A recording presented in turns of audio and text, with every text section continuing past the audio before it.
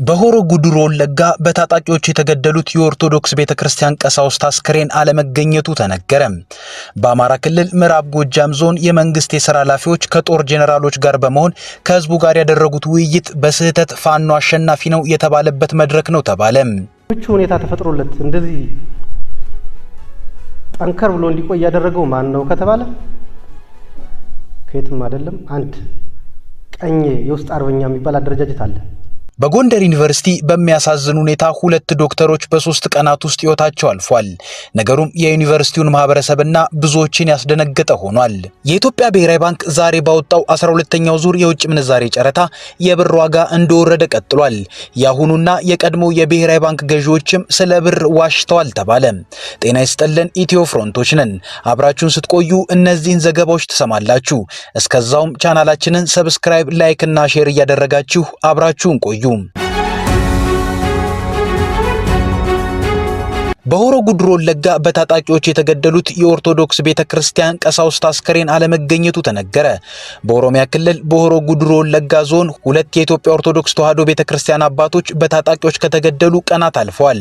ሆኖም የቀሳውስቱ አስከሬን እስካሁን እንዳልተገኘን የተገለጸው ህዳር 1 ቀን 2018 ዓ.ም ቀሳውስቱ በሐራቶ ማርያም ቤተክርስቲያን ዓመታዊውን የጽዮን ማርያም ክብረ በዓል ታድመው ወደ ሻምቡ ከተማ እየተመለሱ ሳለ ነበር መኪናቸው በታጣቂዎች እንዲቆም ከተደረገ በኋላ ወደ ጫካ ተወስዶ የተገደሉት። በጉዞው ላይ አብረዋቸው ከነበሩት ቀሳውስት አንደኛው በጅማ ገነቴ አካባቢ የቅድስት ማርያም ክብረ በዓል ነበር፣ ከስነ ስርዓቱ ስንመለስ 9 ሰዓት አካባቢ ታጣቂዎች አስቆሙን ሲሉ ለቢቢሲ ተናግረዋል። እኚህ የዓይን እማኝ በመኪናው ተሳፍረው የነበሩት 20 ሰዎች እንደሆኑ ገልጸው ከ20ዎቹ መካከል 10ሩን አስወርደው ወደ ጫካ ወስዷቸዋል። የተቀሩት በበቆሎ ማሳ ውስጥ ተበታትነው በመሮጥ አመለጡም ብለዋል። ቄሱ እንደገለጹት ታጣቂዎቹ በሻምቡ ከተማ መግቢያ ላይ መንገድ ዘግተውና ስናይፐር መሳሪያ ይዘው ነበር ብለዋል። ወደ ጫካ አካባቢ ከተወሰዱት ቀሳውስት መካከል የሆሮ ጉዱሩ ወለጋ ሀገረ ስብከት ስራ አስኪያጅ፣ ህፃናትና መዘምራን እንደሚገኙበትም ተናግረዋል። ጫካው ውስጥ ወስደው በስም ጠሯቸው። አንድ በአንድ በስም ከጠሯቸውም በኋላ ልጆቹ ታጣቂዎቹ ከያዙት የስም ዝርዝር ውስጥ ስላልነበሩ ለቀዋቸዋልም ነው ያሉት። 4ቱ ሰዎች የሆሮ ጉዱሩ ሀገረ ስብከት ዋና ኃላፊ መልአከ ኤዶም ቀሲስ ዱጉማ ዱፋ፣ ቄስ ቀናኢ ጊዲሳ፣ ቄስ ደሳለኝ ነሞምሳና ቄስ ባቡሽን ጠሩ ናቸው ሲሉም በስም ጠቅሰዋል። ታጣቂዎቹ የኦሮሞ ነጻነት ሰራዊት አባል ናቸውም ሲሉ ነው የተናገሩት። መንግስት ሸኔ የሚለውና በሽብር ቡድንነት የፈረጀው የኦሮሞ ነጻነት ሰራዊት ከእገታዎችና ከግድያዎች ጋር በተያያዘ በተደጋጋሚ ተጠያቂ ቢያደርገውም ክሱን ያስተባብላል። አሁን ከተፈጸመው ግድያ ጋር በተያያዘ በቀረበበት ክስ ላይ ምላሽን አልሰጠም። ከቀሳውስቱ መካከል 2ቱ ታግተው መለቀቃቸውን የዓይን እማኙ ገልጸዋል። ቄስ ዱጉማ ዱፋና ቄስ ደሳለኝ ነሞምሳ ደግሞ መገደላቸውን የተገኘው መረጃ እንደሚያመላክትም አክለዋል። ታጣቂዎቹ 2ቱን ቀሳውስት ከገደሉ በኋላ 2ቱን አርብ ዕለት ለቀዋቸዋል። ለቀሳውስቱ የመታሰቢያ ስነ ስርዓት በቤተክርስቲያኗ የተደረገ ሲሆን የቀብር ስነ ስርዓታቸው እንዳይፈጸም ግን አስከሬናቸው እንዳልተሰጣቸው ነው የተነገረው። ሌላ በሆሮ ጉዱሩ ወለጋ የሚያገለግሉና ለደህንነታቸው በመስጋት ስማቸው እንዳይጠቀስ የጠየቁ ቀሲስ ግድያው የታቀደ እንደነበር ተናግረዋል። ከታገቱ በኋላ እንዲለቀቁ ለመጠየቅ ቤተሰቦቻቸው ጋር ስልክ ደውለዋል።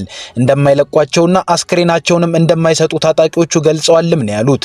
የሻምቡ ከተማ የመንግስት ኮሙኒኬሽን ጉዳዮች ጽህፈት ቤት በፌስቡክ ገጹ ላይ የሟቾቹን ስም ጠቅሶ በታጣቂዎች ተወስደው መገደላቸውን አስታውቋል። ቢቢሲ ስለ ግድያው ከኢትዮጵያ ኦርቶዶክስ ተዋሕዶ ቤተክርስቲያን ምላሽን ለማግኘት ያደረገው ሙከራ ግን አልተሳካም። በአማራ ክልል ምዕራብ ጎጃም ዞን የመንግስት የሥራ ኃላፊዎች ከጦር ጄኔራሎች ጋር በመሆን ከህዝቡ ጋር ያደረጉት ውይይት በስህተት ፋኖ አሸናፊ ነው የተባለበት መድረክ ነው ተባለ። ይህ መድረክ በፍኖተ ሰላም ከተማ የተደረገ ነው።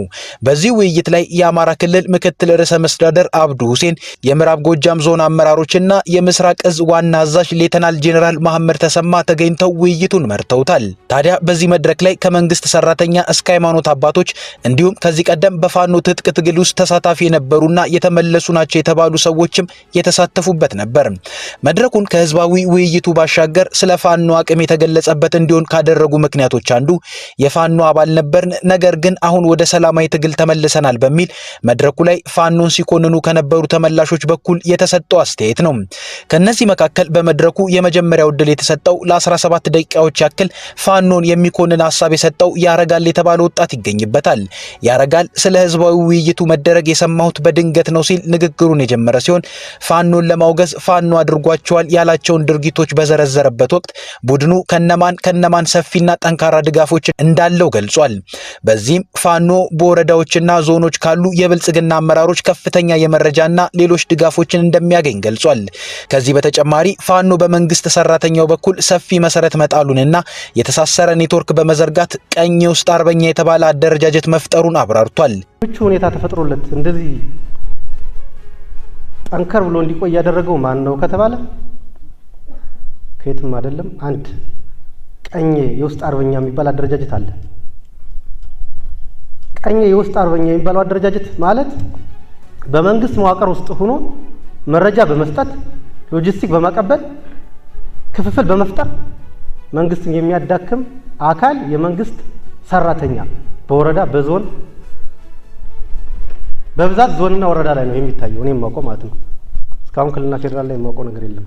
ይህም አደረጃጀት ከመረጃ ባሻገር በውስጥ ሰፊ እንቅስቃሴ እንደሚደረግ በመግለጽ ፋኖ ምን ያህል በመንግስት መዋቅር ውስጥ ሰርጾ መግባቱን አብራርቷል።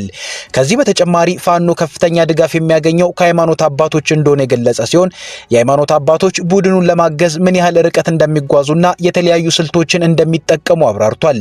ታዲያ የዚህ የቀድሞ የፋኖ ታጣቂ ወጣት ንግግር በመድረኩ ላይ ረዥም ደቂቃዎች የወሰደና በመንግስት መገናኛ ብዙሃን ዘንድም የፋኖን አሉታዊ ድርጊቶች ለማውገዝ ታቅዶ ቢተላለፍም ትኩረትን የያዘው ግን ተቃራኒው ሐሳብ ሆኖ ተስተውሏል።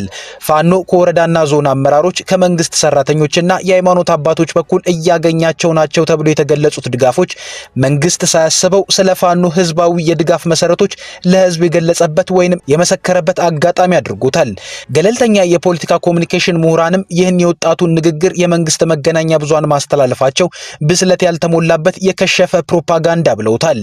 በዚህ ደረጃ ወጣቱ ስለ ፋኖ እንዲናገር መፈቀዱም የብልጽግና ፓርቲ በተዘዋዋሪ መንገድ በአማራ ክልል መሰረት የለውም የሚል ትርጉም እንዲይዝ አድርጓልም ብለዋል።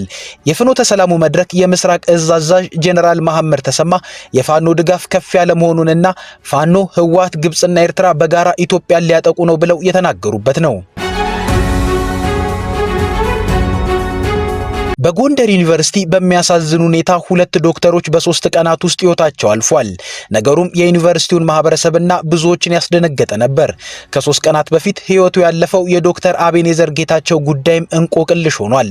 ዶክተር አቤኔዘር ህይወቱ እስካለፈበት አንድ ቀን ቀደም ብሎ በዩኒቨርሲቲው መደበኛ እንቅስቃሴ ላይ ነበር። በጎንደር ዩኒቨርሲቲም የ3ኛ ዓመት ስፔሻሊቲ ተማሪም ነው። ሆኖም ከ3 ቀናት በፊት መኖሪያ ቤቱ ውስጥ ህይወቱ አልፎ ተገኝቷል። ስለ ህልፈተ ህይወቱ መንስኤ የሰማነው ነገር ግን እስካሁን የለም።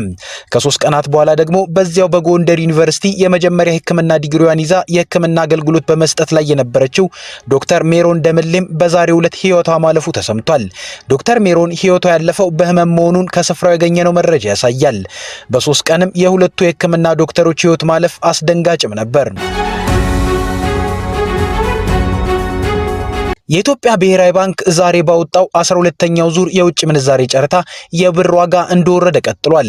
በዛሬው ጨረታ የ1 አሜሪካ ዶላር በ154 ብር ከ77 ሳንቲም ተሽጧል። የዛሬው ዋጋ ከዛሬ 15 ቀኑ የውጭ ምንዛሬ ዋጋ በተወሰኑ ሳንቲሞች ብልጫ ያለው ነው። ብሔራዊ ባንኩ እንዳለው በዛሬው የምንዛሬ ጨረታ ላይ 13 ባንኮች የተሳተፉ ሲሆን ለጨረታ የቀረበውን 50 ሚሊዮን የአሜሪካን ዶላር መከፋፈላቸው ተገልጿል። የተወዳደሩት ባንኮች ቁጥር ማነስ የብር የውጭ ምንዛሬ ተመን በከዚህ ቀደሞቹ ልክ እንዳይወርድ ያገዘ ይመስላል። ነገር ግን ከሰሞኑ የጥቁር ገበያ የውጭ ምንዛሬ ዋጋ በእጅጉ ጨምሮ ተስተውሏል። ለአንድ የአሜሪካ ዶላርም ከ180 ብር በላይ ሲቀርብ እንደነበረ ምን የሰማነው። ከጥቂት ቀናት በፊት በጥቁር ገበያው የአንድ የአሜሪካ ዶላር ዋጋ 170 ብር ቤቶች ውስጥ ነበር። የብር የውጭ ምንዛሬ ዋጋ አሁንም ወርዶ መቆየቱ የኢትዮጵያ ባለስልጣናት ስለ ብር የተናገሯቸው ነገሮች ውሸት መሆናቸው የተረጋገጠበት ነው። የቀድሞ የኢትዮጵያ ብሔራዊ ባንክ ገዥ ማሞ ምህረቱ ባለፈው ዓመት በተዘጋጀ የፋይናንስ ጉባኤ ላይ በኢትዮጵያ ውስጥ በብር የተያዘ ሀብት አዋጭ የሚሆንበት ጊዜ ቀርቧል ብለው ነበር።